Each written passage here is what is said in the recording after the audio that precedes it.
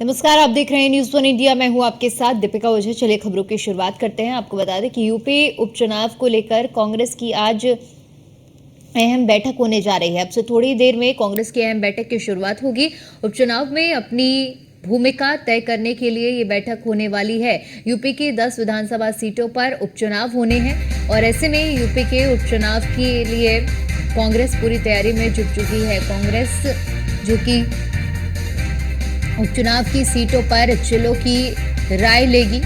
बैठक में बुलाए गए हैं 10 जिलों के पदाधिकारी। इसके अलावा कांग्रेस प्रदेश अध्यक्ष अजय राय भी बैठक में मौजूद रहेंगे। उनकी अध्यक्षता में ये बैठक होने वाली है और मंथन के बाद सपा से सीट बंटवारे पर बात करेगी कांग्रेस।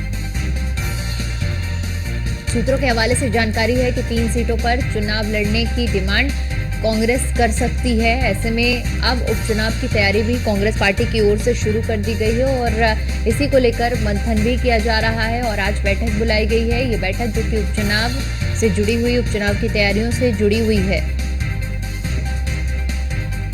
तो अब से थोड़ी ही देर में ये बैठक शुरू होने वाली है, क्योंकि प्रदेश अध्यक्ष अजय राय की अध्यक्षता में होने वाली है और इस बैठक में जो तमाम पदाधिकारी हैं इन 10 जिलों से जुड़े हुए, उन सभी से चर्चा की जाएगी और भूमिका तय करने के लिए बैठक की जाने वाली है। सूत्रों के हवाले से ये बड़ी जानकारी है कि 10 में से 7 सीटें जो कि समाजवादी पार्टी के खाते में जाने वाली है और 3 सीटें कांग्रेस के खाते में आने वाली है।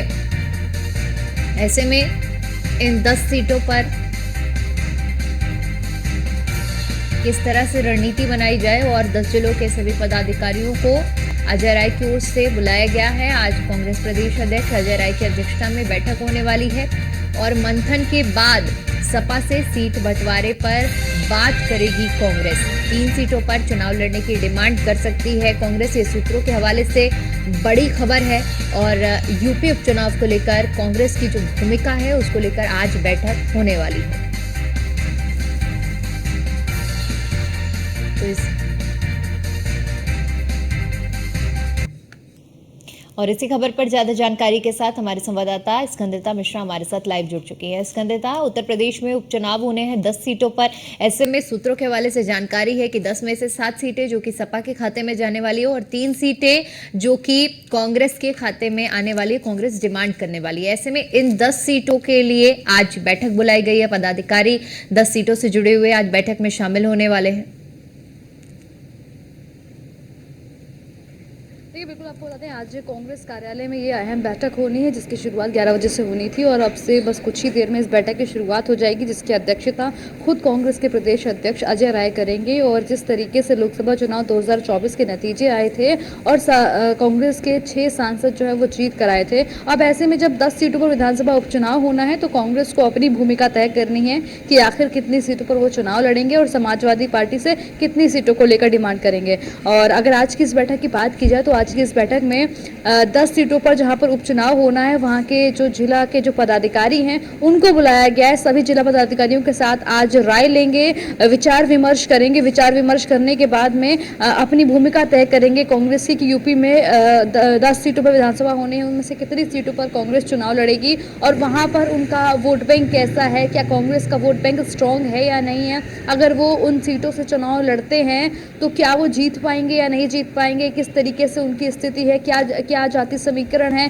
क्या क्षेत्रीय समीकरण है, उसको लेकर आज इस बैठक को बुलाया गया है। इस बैठक में आज यूपी कांग्रेस के तमाम दिग्गज नेता शामिल होंगे। साथ ही जो जिन सीटों पर विधानसभा उपचुनाव होना है वहां के सभी जिलाध्यक्षों को और वहां के जितने भी पदाधिकारी हैं उनको बुलाया गया है। उनके साथ में आज इस बैठक के बाद फैसला होगा कि आखिर कितनी सीटों पर कांग्रेस चुनाव लड़ेगी। सूत्रों की माने तो 3 सीटें ऐसी हो सकती हैं जहां पर कांग्रेस चुनाव लड़ सकती है और 7 सीटों पर समाजवादी पार्टी चुनाव लड़ेगी। 3 सीटों की अगर बात की जाए तो जिसमें से एक गाजियाबाद की सीट है जिस पे कांग्रेस चुनाव लड़ सकती है। अगर दूसरी सीट की बात की जाए तो वो मिर्जापुर की मीरापुर सीट है जहां से कांग्रेस अपने प्रत्याशियों को मैदान में उतार सकती है। और तीसरी एक और कोई सीट होगी जिस पर वो अभी इस बैठक के बाद में अंतिम मोहर लगेगी और उस पर विचार विमर्श के बाद बाद में जो भी फैसला निकलकर सामने आएगा उसके बाद यूपी कांग्रेस के जो लीडर हैं वो राष्ट्रीय नेतृत्व को ये जो राय है या अपना जो भी डेटा है वो सौंपेंगे। उसके बाद फैसला होगा कि आखिर कितनी सीटों पर कांग्रेस चुनाव लड़ेगी। फिलहाल जो जानकारी निकलकर सामने आ रही है उस हिसाब से 3 सीटें हैं, 3 सीटों पर कांग्रेस और 7 सीटों पर समाजवादी पार्टी चुनाव लड़ेगी। और अब पूरी तरीके से तैयारियों में जुटी हुई है न सिर्फ समाजवादी पार्टी बल्कि कांग्रेस और यहाँ तक कि सरकार की अगर बात की जाए तो भाजपा भी लगातार तैयारियों में जुटी हुई है। इस बार ये हर हाल में 10 सीटें जीतने की कवायद चल रही है। इसको सेमीफाइनल के तौर पे लिया जा रहा है और कुछ टाइम बाद 2027 का भी चुनाव होना है। तो अब 2027 की तैयारी में जुटने के लिए विपक्ष जो है, विपक्ष के जो नेता है वो अभी से तैयारियों में जुट गए हैं और उन्होंने अपने पार्टी पदाधिकारियों को, सभी विंग्स के जो पदाधिकारी हैं उनको निर्देशित किया है कि अभी से 27 की तैयारियों में जुट जाया जाए। और क्या कुछ वो जमीनी मुद्दे हैं जिन पर जनता के जो मुद्दे हैं उनको बुनाने में विपक्ष लगा हुआ है। समाजवादी पार्टी हो या कांग्रेस हो, दोनों ही पिछली बार भी जाति जनगणना का मुद्दा उठा रहे थे जब लोकसभा चुनाव 2024 था और अब विधानसभा उपचुनाव में भी जाति जनगणना का मुद्दा जो है वो से उठाने वाले हैं। इसके अलावा तमाम अन्य मुद्दे भी होंगे, चाहे अग्निवीर की बात की जाए, सेक्टर 97 में जो फीस वृद्धि की बात है उसका मुद्दा उठाएंगे। इसके अलावा वृक्षारोपण, पर्यावरण बचाने की बात लगातार विपक्ष कर रहा है। साथ ही आपको बता दें जिस तरीके से शिक्षकों के सम्मान की बात की जा रही है, तमाम मुद्दे हैं, महंगाई की बात की जाए, भ्रष्टाचार की बात की जाए, इन मुद्दों को लगातार विपक्ष भुना रहा है और इसका फायदा भी उठाता हुआ नजर आ रहा है। इसका फायदा उनको लोकसभा चुनाव 2024 में भी मिला और अब फिर एक बार विधानसभा उपचुनाव इन्हीं मुद्दों पर लड़ने जा रहा है इंडिया गठबंधन।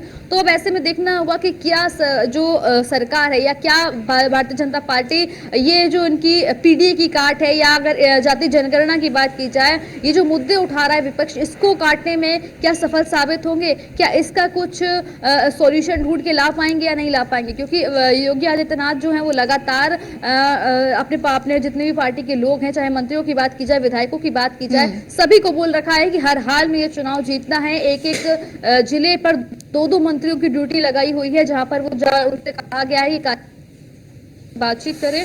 और कांग्रेस की आज की ये जो बैठक है ये भी काफी ज्यादा अहम होने वाली है, जिसमें संजय राय खुद इस बैठक की अध्यक्षता करेंगे और इस बैठक के बाद क्लियर हो जाएगा कि आखिर कौन सी वो 3 सीटें होंगी जिन कांग्रेस चुनाव लड़ सकती है या फिर इससे ज्यादा या इससे कम सीटों पर भी बात बनेगी। जी बिल्कुल स्कंदिता, क्योंकि देखिए आज की बैठक बेहद अहम कांग्रेस के लिहाज से रहने वाली है। ऐसे में देखिए ये उपचुनाव बेहद दिलचस्प इसलिए आज से भी होने वाले हैं क्योंकि हमने देखा कि मध्य प्रदेश में जब विधानसभा चुनाव हुए थे तो किस तरह की तू मैं हमें कांग्रेस और समाजवादी पार्टी के बीच में देखने को मिली थी।